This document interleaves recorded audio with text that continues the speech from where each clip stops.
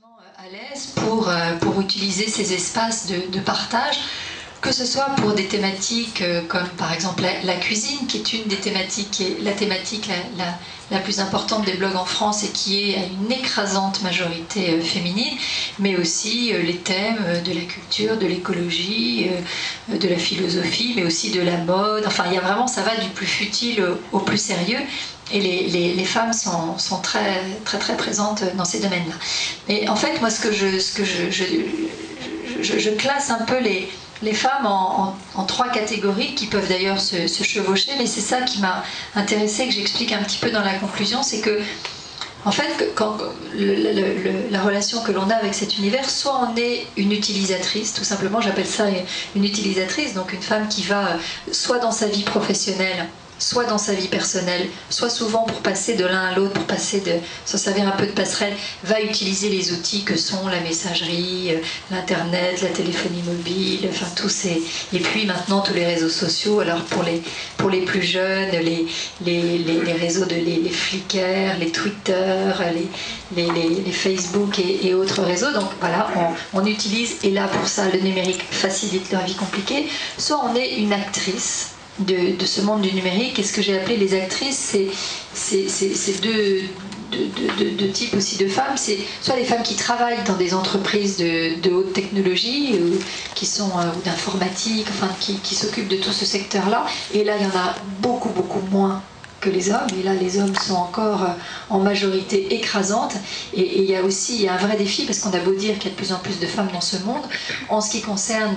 l'informatique, le domaine des hautes technologies, ça reste de manière écrasante un monde d'hommes, et il y a d'ailleurs un certain nombre d'entreprises, je pense à IBM notamment, mais aussi Cisco, et puis beaucoup d'autres qui ont dans leur programme ce qu'on appelle aujourd'hui les programmes de diversité, donc qui essaient de promouvoir un peu la place des femmes, qui essaient d'organiser ou de mettre des programmes pour faire en sorte que les jeunes filles choisissent les filières scientifiques, parce que je ne sais pas comment c'est au Québec, mais en tout cas en France, les classes de terminale S et après les classes préparatoires scientifiques sont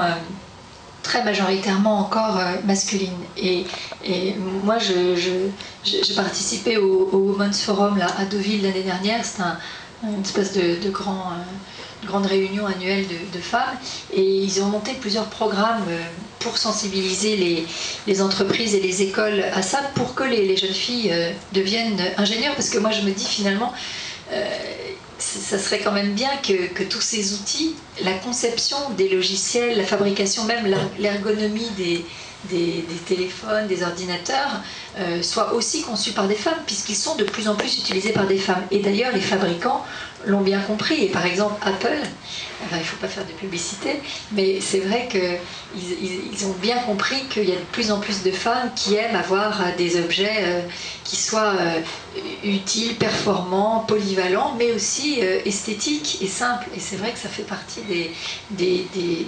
souhaits des femmes, et que les fabricants l'ont bien compris. Mais donc, en ce qui concerne les actrices, il faut qu'il y en ait plus. Et puis, il y a une dernière catégorie de femmes que j'ai découvert, mais là aussi, il y a plein d'hommes qui sont aussi des magiciens, mais moi je les appelle les magiciennes, ces troisièmes femmes, parce que